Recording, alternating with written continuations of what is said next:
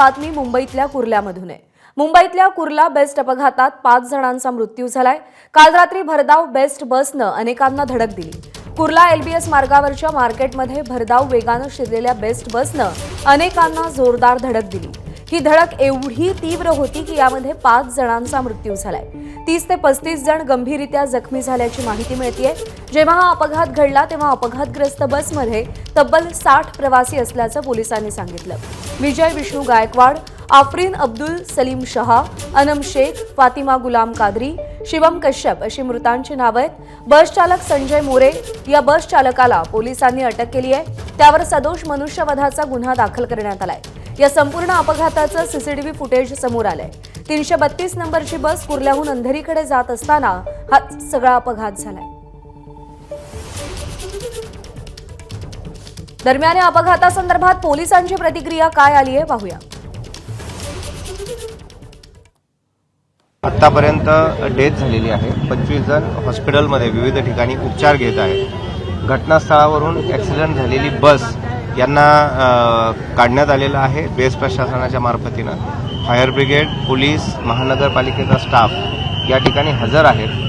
सर्व जखमींना उपचार मिळण्यासाठी आवश्यक त्या उपाययोजना केलेल्या आहेत। चालकाला ताब्यात घेण्यात आलेलं आहे। गुन्हा दाखल करण्याची प्रक्रिया सुरू आहे। एकूण या चालकाने काही मद्यप्राशन केलं होतं का किंवा काय असं या संदर्भात काही तपास झालेला आहे का? याबाबत तपास सुरू आहे। वाहतूक सुरळीत करण्यात आलेली आहे आणि पंचनामा आणि बाकी गुन्हा दाखल करण्याची प्रक्रिया सुरू आहे।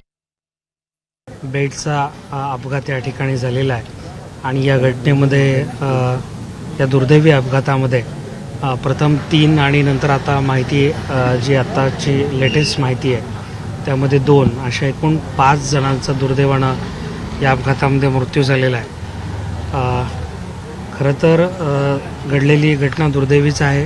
त्याचा पोलीस यंत्रणेच्या मार्फत योग्य तो तपास सुरू आहे। मुख्यमंत्री सहायता निधीच्या माध्यमातून या अपघातामध्ये ज्यांचं दुर्दैवी निधन झालं आहे त्यांची जी मदत आहे ती अधिकृतरित्या माननीय मुख्यमंत्री महोदय उद्या त्या ठिकाणी जाहीर करतील।